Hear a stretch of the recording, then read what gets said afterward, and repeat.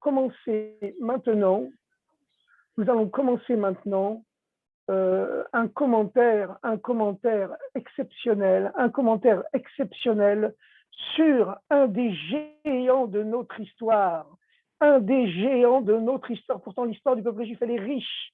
Elle est riche, elle est même, je peux le dire, hein, quand on ne compte pas, mais elle est même multimilliardaire, multimilliardaire. Si on comptait les richesses de notre histoire en milliards de dollars, moi je vous dis une chose, c'est que Jeff Bezos, il pourrait aller se rhabiller, voilà, pour aller mettre l'habit du Kohen Gadol pour les Havdil et aller se rhabiller.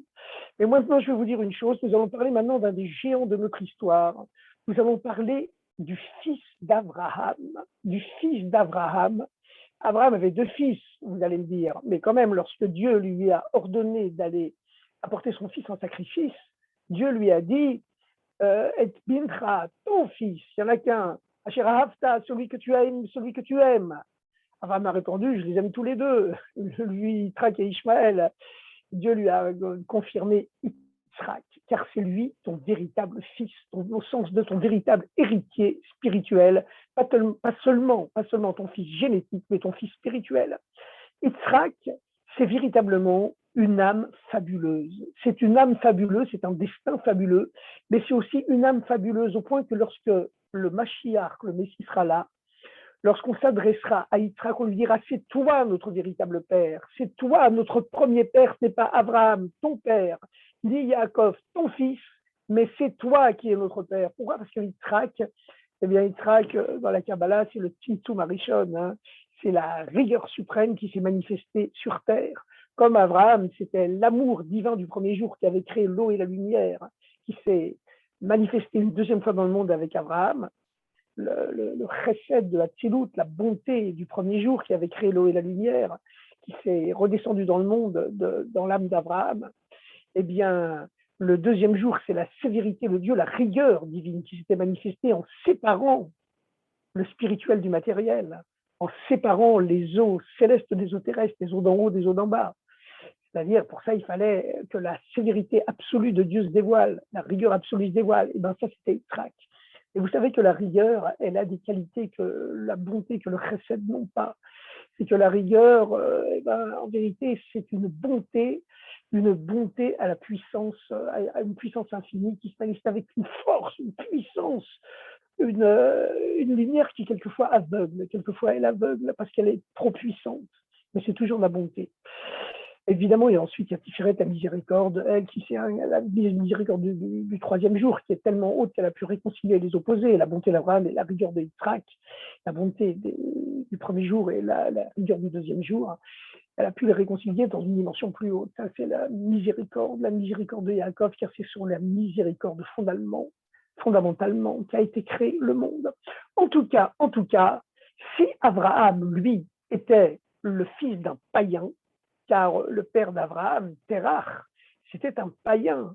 C'était même pas n'importe quel païen, c'était le roi des païens. C'était le plus grand marchand d'idoles du Moyen-Orient.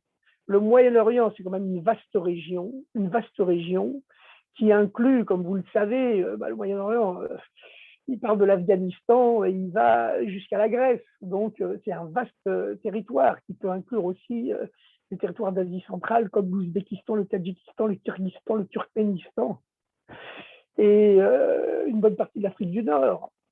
Donc, voilà, l'Afrique du Mashrek, comme on dit, c'est-à-dire l'Afrique du Nord-Est, pas du Maghreb, mais du Mashrek, pas du Nord-Ouest, mais du Nord-Est. En tout cas, le père d'Abraham, qui s'appelait Terach, eh bien, c'était le plus grand marchand d'idoles du Moyen-Orient. Il faisait du commerce international d'idoles. Et on connaît la fameuse histoire. Hein. Et d'ailleurs, c'est comme ça qu'on commence la Haggadah de Pessah. Hein. La Haggadah de Pessah commence en disant Bitrila, Ovde Avodazara Ayu Avotenu Bemitzrayim. Au début de notre histoire, nos ancêtres étaient idolâtres. Et Dieu nous a rapprochés de lui. Il nous a rapprochés de lui à travers son fils Abraham. Mais malgré tout, Abraham, eh bien, lorsqu'il est né, son père était païen et évidemment, il n'était pas circoncis. Et de même, lorsque Abraham a conçu Ishmaël, eh bien, Abraham n'avait pas ressenti le besoin d'être circoncis, plutôt Dieu n'avait pas dit à Abraham, Dieu n'était pas apparu à Abraham pour lui recommander de se circoncire, pour engendrer Ishmaël. Je vous rappelle que Ishmaël, c'est l'ancêtre de la prestigieuse civilisation arabo-musulmane qui a apporté beaucoup à l'humanité, hein, parce que c'est à travers la civilisation arabo-musulmane que l'Occident chrétien a reçu la sagesse et la science de la philosophie et des mathématiques grecques, et c'est ce qui a permis la renaissance scientifique de l'Occident. Ensuite, l'élève a dépassé le maître, et c'est ce qui a permis finalement, dans le long cours de l'histoire, la révolution scientifique, la grande révolution scientifique des 19e et 20e siècles. Voilà. Maintenant, c'est également les Arabes qui ont transmis les mathématiques indiennes à l'Occident. Donc c'était une très brillante civilisation. Au Moyen-Âge, la civilisation arabo-musulmane surpassait la civilisation chrétienne occidentale. Voilà. Il y avait de grands penseurs juifs qui ont également contribué à cette transmission de la philosophie grecque. Le plus grand, bien sûr, c'est le Rambam, c'est Maïmonide, qui a permis justement le décollage scientifique de l'Europe avec l'introduction de la méthodologie scientifique et philosophique de la Grèce ancienne, qui avait disparu dans le monde chrétien occidental, mais qui s'était conservé dans le monde arabo-musulman. Donc Ishmaël, le fils aîné d'Abraham, de la concubine de Hagar, c'est l'ancêtre spirituel, pas l'ancêtre physiologique. Hein. Aujourd'hui, les arabo-musulmans ne descendent pas génétiquement, physiologiquement de Ishmaël, mais ils sont quand même placés sous l'influence spirituelle de l'héritage de Ishmaël. Tandis que le peuple juif, lui, bien, c'est l'héritage direct d'Abraham à travers Yitzhak. Et pour engendrer Ishmaël, Abraham n'avait pas eu besoin de se circoncire. Mais par contre, pour engendrer un fils comme Yitzhak, pour faire descendre, s'incarner dans le monde une âme aussi haute que celle de Yitzhak, alors là, Dieu a été sans compromis. Il a ordonné à Abraham de se circoncire auparavant en disant à Abraham, tant que tu n'es pas circoncis, tu seras incapable de faire descendre dans le monde une âme d'amplitude aussi lumineuse, aussi grandiose que celle de Yitzhak. Yitzhak, c'était une âme spéciale, une âme spéciale, voilà, c'est la rigueur absolue du deuxième jour de la création qui est redescendue dans le monde matériel à travers Yitzhak. Et donc, voilà, il faut comprendre qu'est-ce qu'elle avait de spécial, l'âme de Yitzhak, pour que Abraham, qui lui était né d'un père païen et incirconcis, et qui pour engendrer son premier fils n'avait pas eu besoin de se faire la circoncision. Par contre, Dieu a été formel sur ce point, tant qu'Abraham n'était pas circoncis à l'âge de 99 ans en plus. Vous savez que 100, c'est le chiffre symbolique de la perfection. Donc 99, c'est que Abraham était au seuil de la perfection. On se demandait ce qu'il avait encore à faire pour progresser. Et pourtant, il a été capable de remettre tous les compteurs à zéro. Et c'est ce que signifie symboliquement cette circoncision à l'âge de 99 ans. Il remet tous les compteurs à zéro. Il commence une nouvelle vie spirituelle, une nouvelle approche de la spiritualité, une nouvelle approche de la recherche de Dieu, complètement révolutionnaire, complètement nouvelle, qui n'a plus rien à voir avec celle qu'il avait auparavant. Et tout cela pour être capable de faire descendre l'âme de son fils Yitzhak. Qu'est-ce qu'il avait de spécial, l'âme de Yitzhak, par rapport à celle d'Abraham, pour que Abraham soit obligé de se circoncire pour faire descendre l'âme de Yitzhak dans ce monde, alors que lui, Abraham, était né d'un père païen et en plus incirconcis. Eh bien, pour comprendre cela, pour comprendre cette question évidemment épineuse, pour comprendre la grandeur de l'âme de Yitzhak par rapport à celle de son père Abraham, qui était le premier juif du monde, eh bien, il faut comprendre la différence d'approche spirituelle entre Abraham et Yitzhak, leur différence qu'ils avaient dans leur façon de servir Dieu et de propager le monothéisme, la croyance en Dieu dans le monde, puisque vous savez que la Torah est formelle, hein, le Talmud dit, depuis la création du monde jusqu'à Abraham, il y avait eu 2000 ans de ténèbres, et c'est seulement à partir de Abraham que la lumière du monde a commencé à naître, à poindre. C'était là avec lui qu'a commencé la préparation du monde à recevoir la Torah. Et pourquoi? Parce que les grands maîtres spirituels qui existaient avant Abraham, il y avait de très très grands maîtres spirituels, ils atteignaient presque l'âge de 1000 ans. 1000 ans, symboliquement, c'est l'éternité. Celui qui arrivait à 1000 ans, c'est-à-dire il devenait éternel. Comme Adam, Arishon, le premier homme, et Chava, la première femme, aurait dû l'être normalement, s'il n'avait pas péché au Gan Eden. Mais, justement, personne n'atteignait ce seuil symbolique de 1000 ans. Voilà, c'était le mur de Planck de l'époque. C'est pour pour ceux qui connaissent l'astrophysique. Et le mur de Planck, c'est ce seuil devant lequel tous les savants butent pour comprendre d'où vient la création du monde.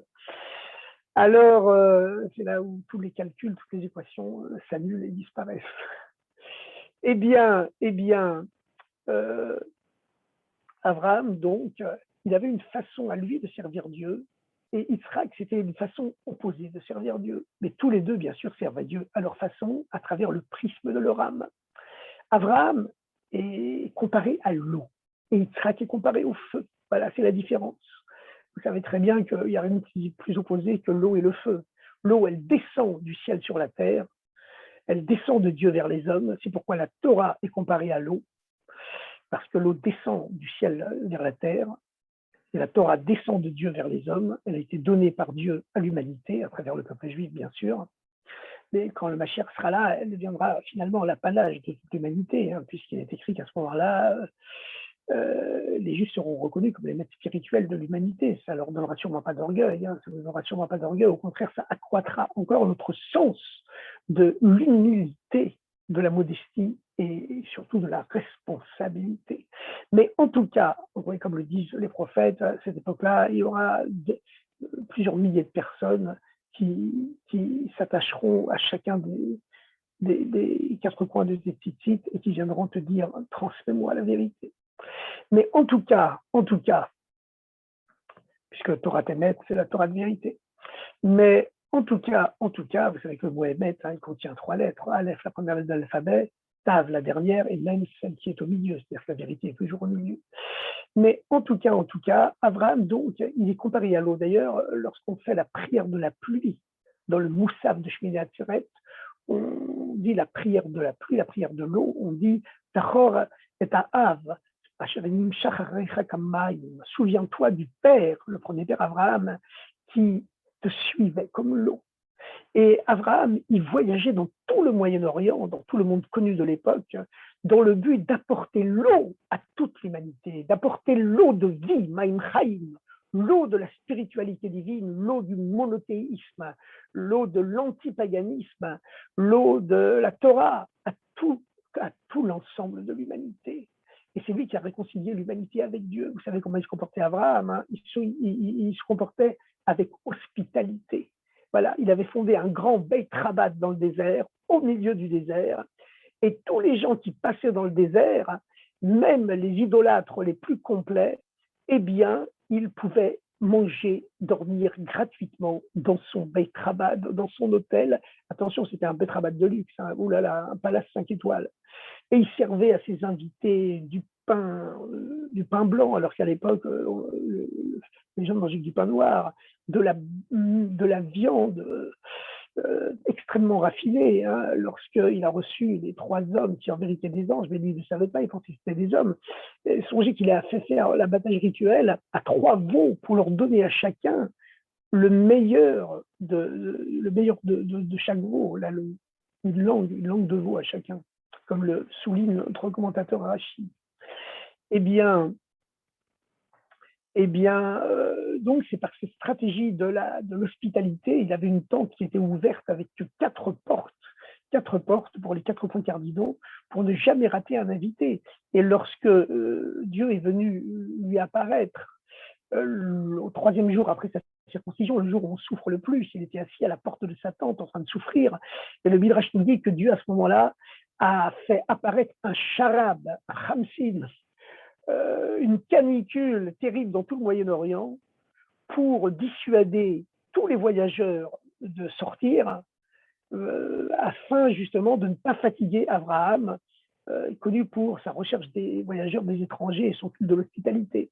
Et finalement, quand Dieu s'est rendu compte qu'Abraham souffrait encore davantage de ne plus avoir d'invités que de la douleur physique de la circoncision, vous savez, c'est connu que la douleur de l'âme, c'est plus terrible encore que la douleur physique, que le bon Dieu le préserve des deux. Eh bien, Dieu, dans ce cas-là, il a apaisé la canicule, il a ramené une température normale, et lorsque Abraham a vu 3 hommes qui apparaissaient dans le désert, tout de suite, il a couru à leur rencontre, il s'est prosterné, et la Torah nous dit même qu'il leur a lavé les pieds. Il leur a lavé les pieds Et la Torah, le commentateur dit que c'était des nomades du désert, les Arabes de l'époque. Ils étaient encore polythéistes, hein, ils n'avaient pas encore été convertis au monothéisme. Et Abraham leur lavait les pieds parce qu'à l'époque, les Arabes du désert moyen-oriental, eh bien, ils adoraient la poussière de leurs pieds. Pourquoi la poussière de leurs pieds? Parce que c'était la déesse de la fécondité, la déesse terre, la terre qui produit tout ce qui existe et qui donne la nourriture à tous les êtres humains. Eh bien, ils se prosternaient devant la déesse terre, la déesse de la fécondité. Donc, pour qu'il n'y ait pas un objet d'idolâtrie, la terre collée à la plante de leurs pieds qui rentre chez lui, Abraham leur lavait les pieds, pour qu'il n'y ait pas un objet de culte idolâtre qui rentre chez lui. Alors, évidemment, c'était des gens qui étaient incultes à l'époque, hein, ils étaient idolâtres, parce que finalement, la plante des pieds, c'est le niveau le plus bas de l'âme, et eux, le niveau le plus bas de l'être humain, et eux, ils mettaient leur tête plus bas que terre, ils prosternaient leur tête, le niveau le plus haut de l'être humain, ils le prosternaient plus bas que terre, plus bas que la poussière de leurs pieds.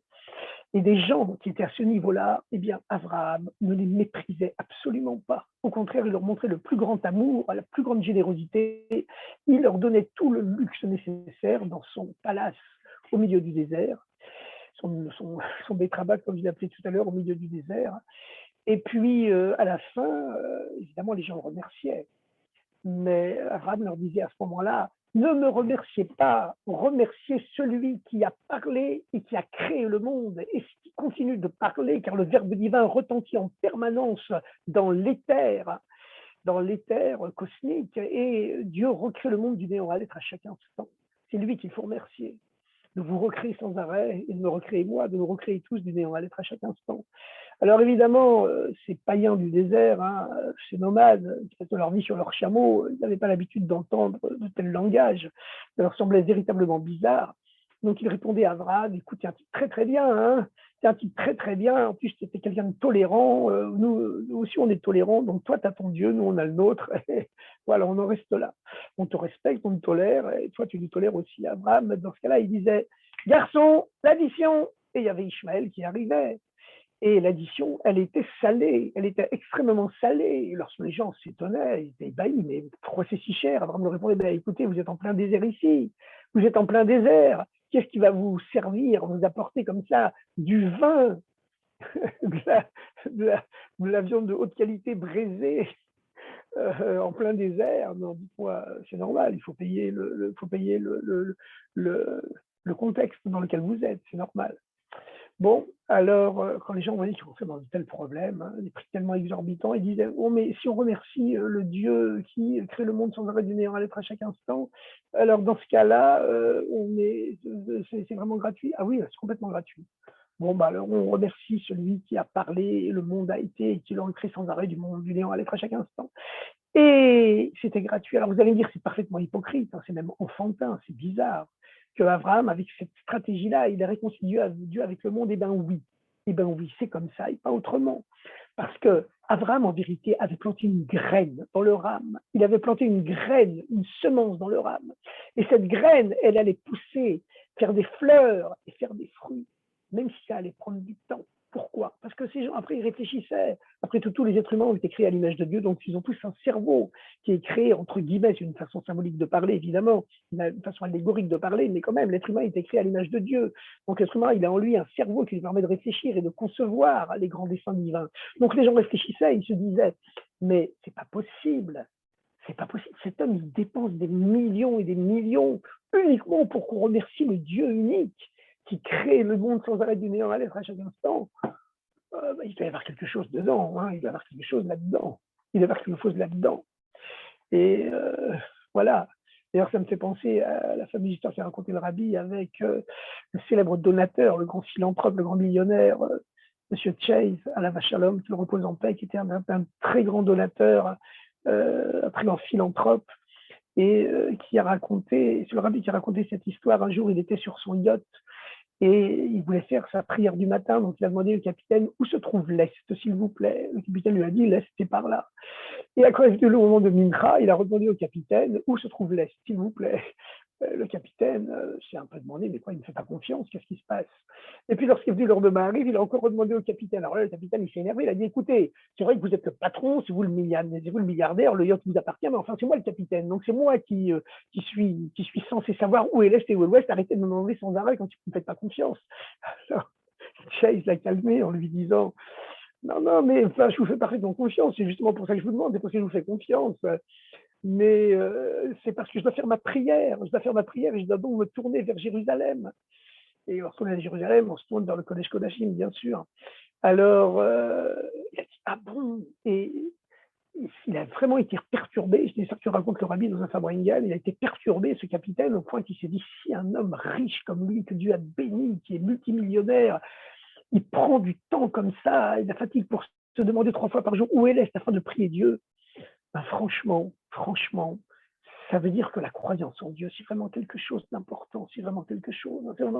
Et à la première escale, eh bien, Chase a raconté cette histoire au rabbi qu'il a répété dans le Fabra Ingal. Il a demandé à M. Chase donc la permission d'aller faire sa prière dans un temple. Et Chase, bien sûr, lui a permis. Et lorsque Chase, M. Chase, le millionnaire, a raconté cette histoire au rabbi en Ichidut, en entretien personnel, le rabbi était très, très, très content. Voilà, c'est le système d'Abraham. C'est le système d'Abraham. Maintenant, Abraham, pour diffuser cette croyance en Dieu, il se comportait comme l'eau qui descend du ciel sur la terre gratuitement pour tous les hommes. Et l'eau, lorsqu'elle tombe sur terre, elle se dispatche partout, elle se diffuse partout. Donc Abraham, il voyageait partout dans tout le Moyen-Orient. Il est parti de l'embouchure du Tigre et de l'Euphrate, Ur-Kasdim, sur les berges du golfe Persique. Il a remonté l'Euphrate en passant par Bagdad, par Damas. Il est arrivé au sud du Liban, il est arrivé en Eretz Israël, à travers la Jordanie, l'ancienne Assyrie. Ensuite, il est descendu en Égypte, il est remonté en Eretz Israël. En Eretz Israël aussi, il voyageait sans arrêt. Il était comme l'eau qui se déplace d'un bout du monde à l'autre, justement pour aller désaltérer toute l'humanité qui, quelque part, sans le savoir, était assoiffée de Dieu, assoiffée de monothéisme. Il allait apporter gratuitement l'eau à tous les êtres humains. Et pour cela, il voyageait partout pour apporter le Maïm Chaim, pour apporter la Torah qui est comparée à l'eau. Le niveau de la Torah que les hommes étaient capables de recevoir à l'époque. Vous savez que, voilà, évidemment, nous les Juifs, on a l'interdiction de convertir les êtres humains au judaïsme, mais à l'époque, il n'y avait pas cette frontière parce que la Torah n'avait pas encore été donnée, donc on apportait le monothéisme et la croyance en Dieu aux êtres humains. Et d'ailleurs, c'est toujours le rôle du peuple juif. C'est la raison pour laquelle le rabbi a lancé cette grande campagne des 7 lois de Noé. Et la première des lois de Noé, les principes universels, c'est convertir toute l'humanité au monothéisme, bien sûr.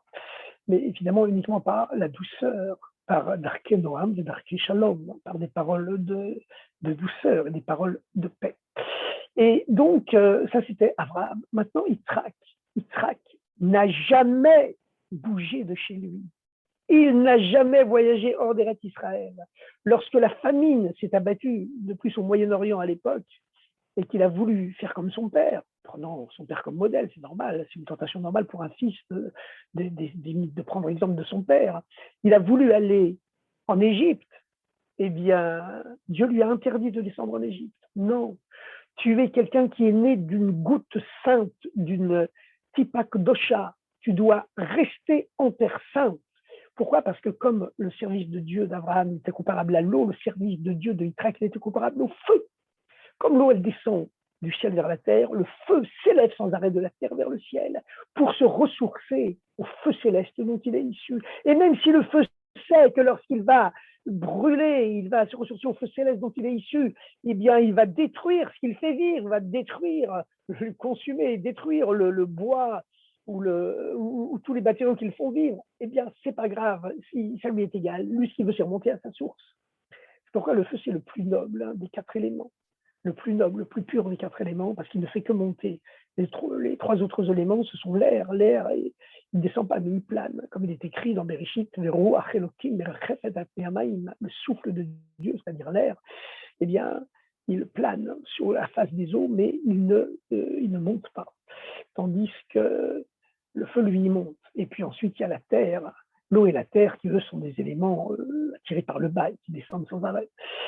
En tout cas, Yitzhak, lui, il était comme le feu qui s'élève sans arrêt vers le ciel et qui ne change pas d'endroit. Maintenant, il faut voir une chose, c'est qu'il y a une autre symbolique qui nous explique également, encore plus profondément que cette parabole de l'eau et du feu, qui va dans le même sens en tout cas, de la grandeur du service de Dieu de Yitzhak, qui en ce sens, sur ce plan-là, était supérieure même à celle de son père Abraham. Comme il est écrit, Yafé Koacha Ben, la force du fils, elle est plus belle que celle du père. Mais en hébreu, ça se dit autrement. C'est-à-dire, Yafé Koacha Ben Mikoacha, ça veut dire la force du fils est supérieure à celle du père, mais ça veut dire également la force du fils vient de celle du père. Voilà, comme le rabbi nous expliquait qu'à notre époque, on est la 7e génération depuis le Admour Azaken, on est tous des nains par rapport aux générations précédentes, mais malgré tout, on est sur les épaules des géants, donc on voit plus loin que le géant lui-même, on peut voir plus loin que les générations précédentes. Et c'est pour ça qu'à notre époque, on voit le Messie, on voit le Mashiach dans le monde. Regardez, moi je vous donne un exemple. Tout à l'heure, j'étais en train d'une correspondance dans le métro pour aller de la gare de Lyon à la rue des Rosiers. Eh bien, je suis interpellé parce que j'entends un magnifique orchestre dans les couloirs du métro à la gare de Lyon qui est en train de jouer avec des instruments magnifiques, une chorale magnifique qui sont en train de jouer et de chanter, un chœur de l'armée rouge qui chante Yerushalayim Shel Zahav avec les paroles en hébreu de toute la chanson. Yerushalayim Shel Zahav, le fameux tube d'après la guerre des 6 jours. Eh bien, qu'est-ce qui s'est passé? C'était un orchestre ukrainien, l'Ukraine, la terre de l'antisémitisme, qui chantait des chansons en hébreu. Je me suis dit véritablement, on voit que le monde a été purifié, on voit que vraiment le Rabbi a purifié le monde a été purifié, il y a le Mashiach qui arrive. Si un orchestre ukrainien, des chœurs ukrainiens, l'Ukraine c'était la terre de l'antisémitisme par excellence, encore plus que l'Allemagne à l'époque, encore plus que la Pologne. Eh bien, si de là-bas, maintenant, ces gens-là, ils chantent des chansons en hébreu, eh bien, en plus, Yerushalayim Shel Zahav, Alolechol Shiraich Ani Timor, pour tous tes cantiques, je suis une harpe, c'est cela qu'ils chantaient. Eh bien, ça veut dire véritablement que Alolechol Shiraich Ani Timor, pour tous tes cantiques, je suis une harpe. Eh bien, véritablement, c'est qu'on voit vraiment Mashiach dans le monde. On voit vraiment Mashiach dans le monde. Évidemment, il faut des yeux pour le voir, mais il faut aussi être aveugle pour ne pas le voir. Et comme le rabbi le disait, et comme il le dit encore avec plus de force maintenant, ouvrez les yeux, Mashiach est là. Alors maintenant, Yitzhak, la Torah nous compte des détails véritablement bizarres, véritablement étranges dans l'histoire de Yitzhak, le comportement, l'attitude de Yitzhak. La Torah se complaît à nous raconter en détail comment Yitzhak, sans arrêt, s'occupait de creuser des puits. Lui et ses bergers foraient des puits dans le désert, et les Plishtim, les Philistins, vous savez que les Palestiniens, étymologiquement, la Palestine, ça vient du mot Philistie. D'accord, les Romains ont rebaptisé Eretz Israël, Eretz Yehuda, Palestine, pour faire oublier que cette terre avait été une terre juive, pour effacer jusqu'à la mémoire de la judéité de cette terre. C'est pour ça qu'ils l'ont rebaptisé Palestine, pour faire en sorte qu'on oublie complètement que cette terre avait été juive. Donc, palestinien, ce n'est pas un terme neutre, hein, ça signifie, c'est un terme qui connote toute une dimension d'exclusion, voilà, et même de négationnisme quelque part. Eh bien, donc la Torah nous raconte en détail comment les Philistins, les Plishtim, donc sans arrêt, des Palestiniens, sans arrêt, ils rebouchaient les puits que s'évertuaient à creuser Abraham et Yitzhak, et ses bergers. Ça avait été déjà le cas d'ailleurs à l'époque d'Abraham, hein, et les Philistins, les Plishtim avaient réussi finalement à boucher tous les puits qu'avait creusé Abraham. Mais Yitzhak, ils ont commencé à le reboucher aussi. Le premier puits a été recomblé par les Philistins, le deuxième aussi, mais finalement, Yitzhak, seul contre tous, s'est obstiné jusqu'à ce qu'au troisième puits, finalement, les Philistins, les Plishtim se découragent, ils baissent les bras. Et l'eau a jailli, cette fois-ci définitivement, et Yitzhak a appelé cet endroit Rehovot, les largesses, à côté de Petah Tikva, la porte de l'espoir, et de Rishon LeZion, le premier à Sion, premier à Sion, des beaux noms, on a des beaux noms dans notre Terre Sainte, grâce à Dieu. Mais que veut nous dire la Torah en insistant tellement sur le fait que Yitzhak passait sa vie à creuser des puits jusqu'à ce que les Philistins soient vaincus et ne les rebouchent plus? Eh bien, nous trouvons dans l'existence d'un puits le même symbole que dans celui du feu. Comme le feu s'élève du bas vers le haut, qu'est-ce que c'est que le puits? C'est que l'eau se trouve déjà sous la terre. Simplement, elle est recouverte par la terre, par le sable, par les pierres, par le sel du désert. Il suffit de creuser, de déblayer, et ça y est, l'eau monte vers la surface, comme un geyser quelquefois. Eh bien, symboliquement, qu'est-ce que ça signifie sur le plan spirituel? Ça veut dire qu'à la différence de son père Abraham, qui se sentait obligé d'aller apporter les eaux du monothéisme, les eaux de la spiritualité, les eaux de la croyance en Dieu à toute l'humanité, pour ça il voyageait sans arrêt pour apporter l'eau. Yitzhak, lui, sur ce plan-là, il était à un degré supérieur. Il savait que l'eau, Maïm Chaim, elle est présente au fond de chaque être humain. Elle est présente au fond de chacun, mais elle est recouverte, bien sûr, par le sable, par la terre. Et il suffit de creuser, et lorsqu'on aura déblayé la surface du conscient, eh bien, il y aura cette foi en Dieu qui est dans les profondeurs de l'inconscient, qui jaillira et qui remontera à la surface, comme le feu qui s'élève de la terre vers le ciel. C'est ça le mouvement du puits qui s'élève, des eaux pures du fond de la terre qui s'élèvent du bas vers le haut. Et c'est pour ça que Yitzhak ressentait qu'il n'avait pas besoin de sortir de Terre Sainte et que Dieu lui a dit non, tu es à un niveau plus haut, toi tu dois prendre conscience que l'eau elle est en chacun.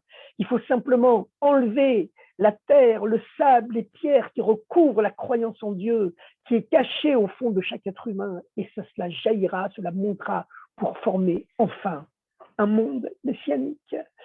Eh bien, c'est ça le grand enseignement de Yitzhak. C'est pourquoi, lorsque Mashiach sera là, lorsque les temps messianiques seront révélés et avérés, on s'adressera à Yitzhak en lui disant c'est toi, notre Père, toi qui nous as fait prendre conscience qu'en vérité, la croyance en Dieu, la foi en Dieu, les Maïm Chaim, l'eau de vie, elle est présente au fond de chaque être humain. Simplement, elle est cachée. Regardez, on demande à un juif de mettre les téphilines. Il vous répond moi, j'ai pas envie de les mettre. Mais en vérité, c'est sûr qu'au fond de lui-même, il a envie. Il a envie.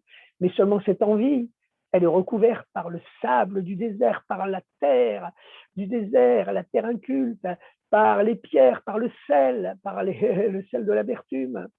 Mais voilà, c'est recouvert par toutes les bêtises qu'il a entendues, son manque d'éducation, son inculture, ou pour toutes les bêtises et la désinformation de ce Olam HaSheker, ce monde du mensonge. Vous savez qu'on dit que comme il y a 4 lettres au nom de Dieu, eh bien, il y a 4 éléments constitutifs de la matière, qui reflètent les 4 lettres du nom de Dieu. Il y a également 4 mondes qui unissent ou qui séparent Dieu des êtres humains. Dans le premier monde, il n'y a que du bien.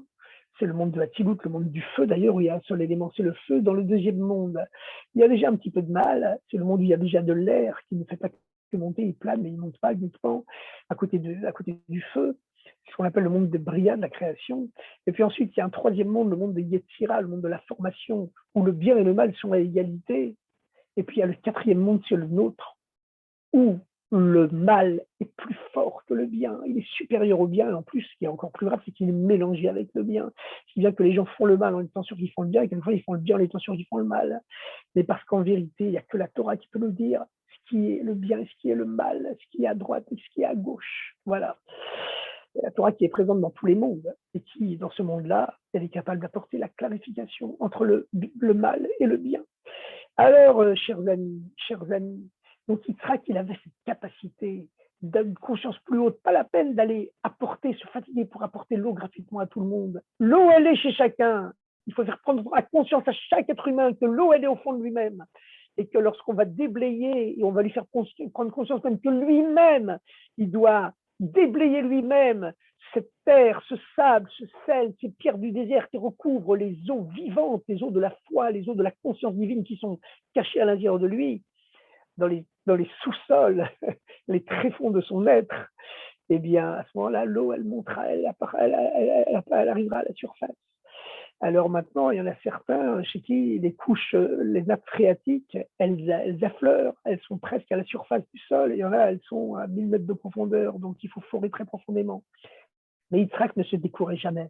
Il ne se décourageait jamais. Il savait Il savait forer, forer, reforer encore. On l'appelle le creuseur de puits, le foreur de puits, c'est ainsi qu'il est surnommé dans la Torah. Parce que lui, il savait, il allait jusqu'au fond des êtres pour justement enlever tous les résidus de terre, de sable, de roc, de terrain culte, pellicule de sel qu'on trouve dans le désert, hein, le grand désert salé aux États-Unis, mais on trouve des nappes de sel dans tous les déserts. Regardez la fameuse statue de Lot dans le désert du Sinaï, dans la vallée de la Harava. Eh bien, lorsqu'on a réussi à déblayer tout ça, à forer, eh bien l'eau, elle monte, et elle peut monter de chacun. Alors vous voyez, quelquefois, on voit nos frères d'Eretz Israël, nos frères de Tel Aviv, voilà, on peut nous faire un dessin, ils sont recouverts, leur être extérieur, eh bien, il est recouvert de tatouages, voilà, tout l'uniforme, la boucle d'oreille, etc., etc. Mais en vérité, ce sont les âmes les plus hautes qui sont capables de descendre au plus bas. Et s'il faut savoir que chez eux, derrière cette croûte de sable, de terre inculte du désert, du sel du sel, c'est le produit de l'amertume, contrairement au sucre, le sel, eh bien, derrière tout cela, au fond de tout cela, il y a la pureté absolue qui ne demande qu'à être déblayée et à remonter à la surface. Et c'est ça la grandeur des Yitzhak, c'est ça la grandeur des Yitzhak, d'avoir cette conscience-là qui nous ouvre les yeux et nous fait comprendre que les eaux de pureté, elles sont dans chaque être humain. Et de la même façon que pour les Juifs, on a tous envie au fond de nous-mêmes de pratiquer la Torah et les mitzvot, eh bien, elle est venue chez les non-Juifs, ils ont tous envie de pratiquer les 7 lois de Noé et d'arriver à créer un monde pur qui servira à Dieu d'une seule épaule, comme c'est écrit au temps du Mashiach. Mais seulement c'est recouvert par des bêtises qu'on entend sur Internet, sur tous les kiosques à journaux, etc., etc. Et puis, grâce à Dieu, en vérité, Internet, c'est comme tout ce qui existe dans le monde, ça n'a été créé que pour apporter la parole de Dieu à l'ensemble de l'humanité. Et il y a aussi une supériorité encore dans ce contexte, hein, sur ce plan-là, de Yitzhak sur Abraham, c'est qu'Abraham, c'était le dévoilement dans le monde de la bonté de Hatzilut, c'est-à-dire le monde du dévoilement divin. Ce monde où le feu est le seul élément, où le mal n'existe pas, où il n'y a que le bien. Et malgré tout, quand Dieu se dévoile, le monde du dévoilement divin, c'est un monde limité. C'est quelque chose de limité, parce qu'à partir du moment où Dieu se dévoile, ben, ça le limite. Parce que normalement, il est indévoilable. Par contre, Yitzhak, il s'occupait de faire monter, d'élever la matière du monde vers Dieu, que les êtres humains se prennent en charge d'eux-mêmes et s'élèvent vers Dieu. Abraham, il apportait tout gratuitement à tout le monde. Mais Yitzhak, lui, il voulait que chacun s'élève de lui-même. À ce moment-là, lorsque la matière du monde s'élève vers Dieu, toutes les limites sont cassées et on arrive à l'infini, à l'illimité véritable. Alors, c'est-à-dire au dévoilement de l'essence de Dieu, qui se trouve uniquement, non pas dans la spiritualité, mais justement dans la matérialité. Alors, chers amis, c'est la raison pour laquelle, bien sûr, toute la Torah, finalement, c'est uniquement un commentaire des mitzvot matériels, comme les tefilines, la cacheroute, le loulav, le talit, le kidouche, les bougies de Shabbat, et le Hanouka bientôt. Alors, chers amis, bien sûr, tout ça, c'est très profond, mais l'important, comme dit le Baal Shem Tov, c'est qu'une âme, elle descend sur Terre, vivre, aujourd'hui, avec les progrès de la science, encore plus que 120 ans, n'est-ce pas? Mais une âme, elle descend sur Terre uniquement pour aider un autre être humain, une fois dans sa vie. Maintenant, qui c'est cet autre être humain? On ne sait pas qui c'est. Un homme, une femme, un jeune, un vieux, un religieux, un pas religieux. On n'en sait rien. C'est pourquoi il vaut mieux aider tout le monde. Comme ça, on sera sûr de ne pas rater le coche le jour où ça viendra. Chers amis, excellente semaine. Shavua Tov, un merveilleux hiver. Encore mieux que l'été, puisque l'été, c'est le Chesed d'Avraham, l'hiver, c'est la Goura de Yitzhak. Une très bonne année, puisqu'on est encore, malgré tout, au commencement de l'année, et surtout, Mashiach, immédiatement.